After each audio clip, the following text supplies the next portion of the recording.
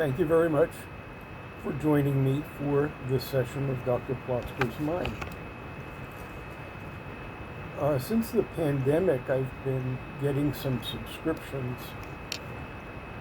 actually maybe a little bit before, because for one of my pre-pandemic semi-annual initiatives, I elected to get two subscriptions, with the pandemic starting shortly thereafter. So I have prescriptions from that initiative to the Forward, which is the principal Jewish newspaper for America, and for the Atlantic, which is kind of an upper tier opinion piece, as the price of subscriptions became teasers during the pandemic. I added Curiosity Stream, and I added Barry Weiss's Substack blog, whatever she calls it. That one I dropped, but all the others I've continued. I read 2 articles a day, 6 days a week from the Forward, and 1 article a day from the Atlantic, as those articles are more substantial. Occasionally they have a blockbuster, and they had one that I think was a blockbuster yesterday, though I disagree with much of its content. It was written by one of my favorite authors, a fellow named David Brooks, whose day job is the New York Times. He also writes independent books, which have sold well. He wrote a rather long piece on why are we so mean. And I think we're definitely meaner. But I don't think he quite nailed the why. It is his contention, with enough references, that we are meaner because we are no longer taught civics. We are no longer taught good interpersonal relationships as part of our curriculum. And I don't know if that's really true.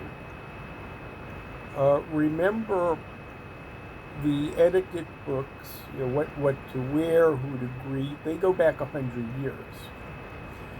And among the readers of those etiquette books and the people who always presented themselves in a most courtly way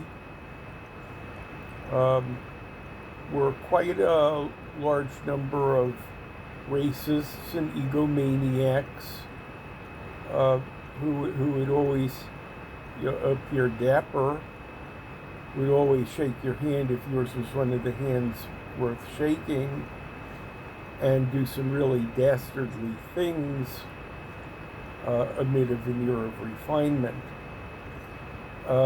We have gotten rid of some of that. Not all of it, but some of that, but replaced it with some form of identity politics. Where I think he's wrong is attributing it to how politically we have become. To some extent, there is evidence of that, but there's also evidence to the contrary.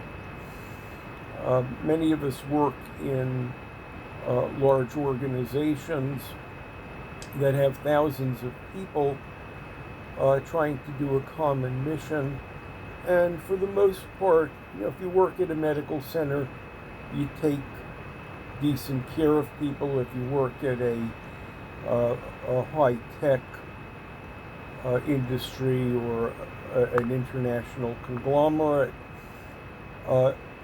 the thousands of employees that they have span the political spectrum, but for the most part, the standards of civility and interpersonal relationships are defined by the company,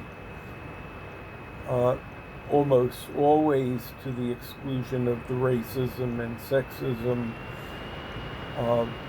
that pervades identity politics. People do follow that while they are there. But he's right, we are meaner. Once we are out of those controlled environments, the restraints come off. I don't think teaching civics is going to restore that. He put it not so much as civics, but a moral code, and I could say that much of the church YouTubes are as guilty as anyone for inflammatory speech, which has become pervasive as well. Will we become more civil? It's hard to say. Hope so. Thanks so much for joining me for this session of Dr. Plotzker's Mind.